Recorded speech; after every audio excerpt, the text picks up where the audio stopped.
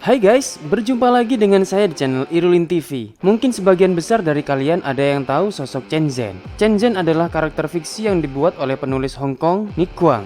Pertama kali diperankan oleh Bruce Lee dalam film tahun 1972 Fist of Fury. Karakter tersebut telah menjadi subjek dari banyak film dan serial TV, termasuk pembuatan ulang dan adaptasi dari Fist of Fury. Banyak aktor terkenal termasuk Jet Li dan Donnie Yen telah memerankan Chen Zhen di layar TV dan layar lebar setelah Bruce Lee. Meskipun cerita Chen Zhen bervariasi dalam remake dan adaptasi yang berbeda, sebagian besar memiliki akhir yang mirip dengan Fist of Fury yang asli. Chen Zhen diyakini terinspirasi dari tokoh Tiongkok yaitu Liu Zhensheng, seorang murid dari Huo Yuanjia, seorang seniman bela diri yang hidup pada akhir dinasti Qing di Tiongkok. Chen Zhen digambarkan sebagai murid dari seniman bela diri Huo Yuanjia yang mendirikan Asosiasi Atletik Qinhu pada tahun 1910.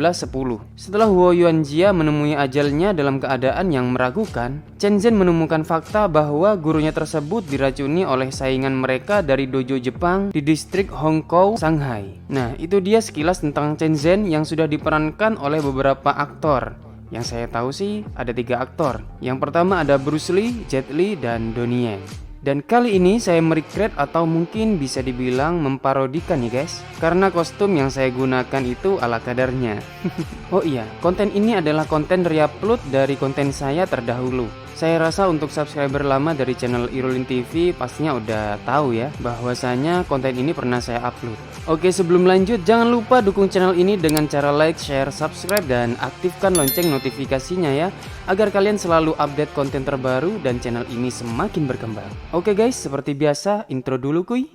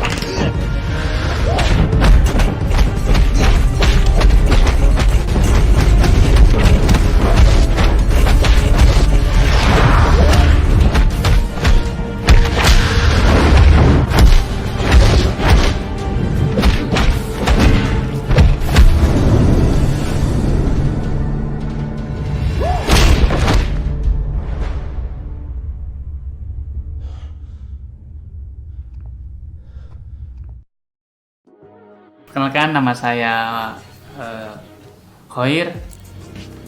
Jangan lupa subscribe juga channel YouTube saya Nusantara Official. Nanti linknya ada di deskripsi. Yoi. Nah, kira-kira apa yang kamu pikirkan saat diajak konten berantem untuk pertama kalinya? Yang pertama kali dipikirkan tuh apa? Yang pertama pastinya kan saya nggak bisa bela diri. Itu yang pertama. Waduh, pasti kaku lah.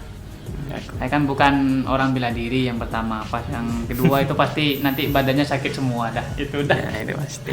Jadi sebelumnya belum pernah ikut bela diri atau ilmu-ilmu apa gitu, kanuragan, terbang apa gitu?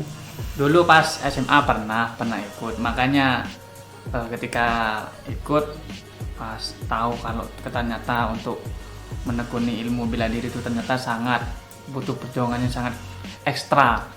Ekstra jos. Iya, ekstra jos. Nggak boleh ngomong sponsor Nah, di sini ya. di sensor. Di sensor nanti. Oke. Jadi waktu itu berhenti ya? Ya, dan nerusin.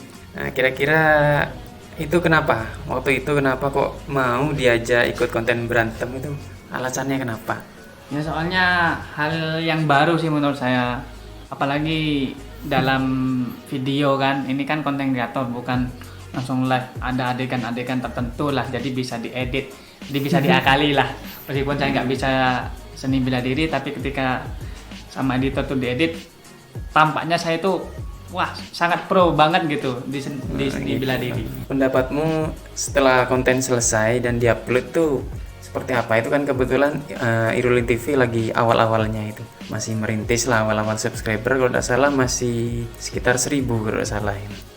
Ya awalnya sih bakalan nggak nyangka akan viral gitu. Soalnya kan yang diikuti Sebenarnya belum viral ya, amat sih. ya waktu itu memang belum viral. Cuma yang diikuti pas scene bela diri itu sangat susah menurut saya ya. Soalnya kan saya orang awam gitu.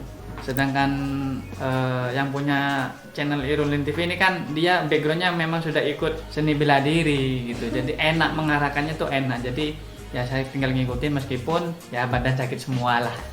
Apa keren. Nah, kira-kira nanti misalkan diajak lagi nih, kira-kira mau nggak? Apa sudah jerah kayaknya? Ya enggak, tetap mau asalkan tidak inilah. Soalnya kan sama-sama punya waktu schedule-nya ya, gitu kerja, ya. Saya juga punya konten, monggo nanti kapan-kapan bisa collab lagi sama Nusantara Official. Keren. Oke, jadi biasanya tuh ada perbedaan antara kita seni drama, seni acting itu, yang drama sama acting sambil berlaga. Itu pasti berlaga punya tingkat kesulitannya sendiri. Kesulitan apa waktu proses pembuatan syuting film di Irulin TV, film pendek itu? Ya kalau di fighting terutama sih menurut saya pribadi ya itu soal gerakan seni bela dirinya gimana. Soalnya kan kalau sudah paham cara nendang yang benar, mukul yang benar, itu kan enak, tinggal mungkin satu kali take selesai. Tapi berhubung sayanya itu awam masih di seni bela diri, jadi harus beberapa take.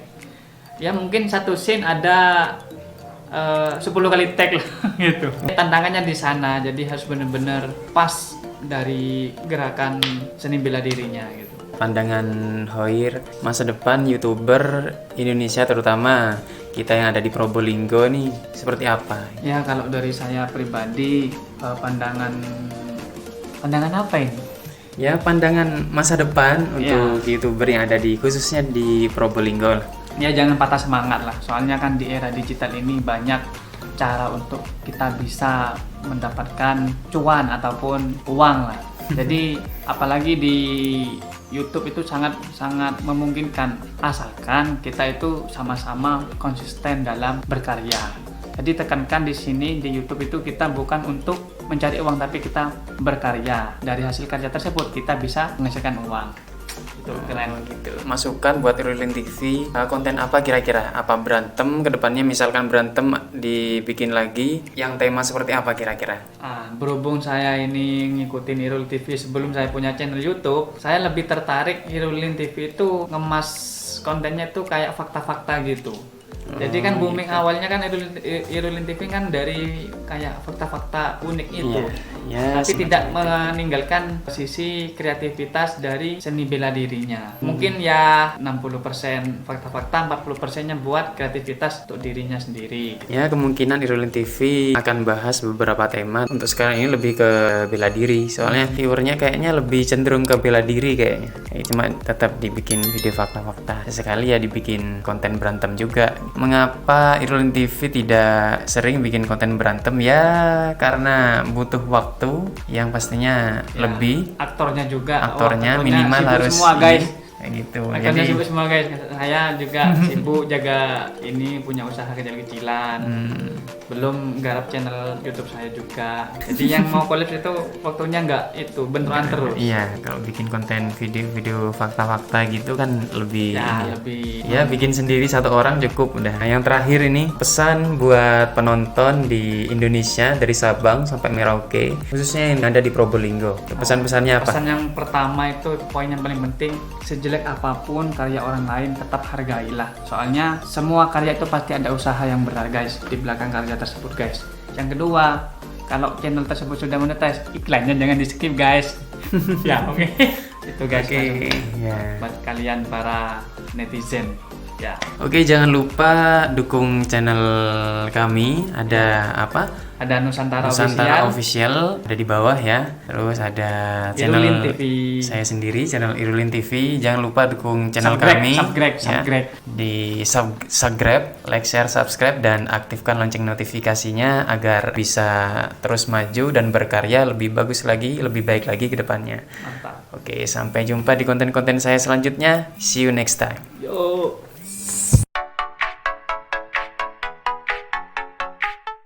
Yuk, mulai. Jangan lupa like dan subscribe channel Irulin TV. Jangan lupa like dan subscribe dan komen juga di Irulin channel. Channel Irulin. Cuma ditanya masuk.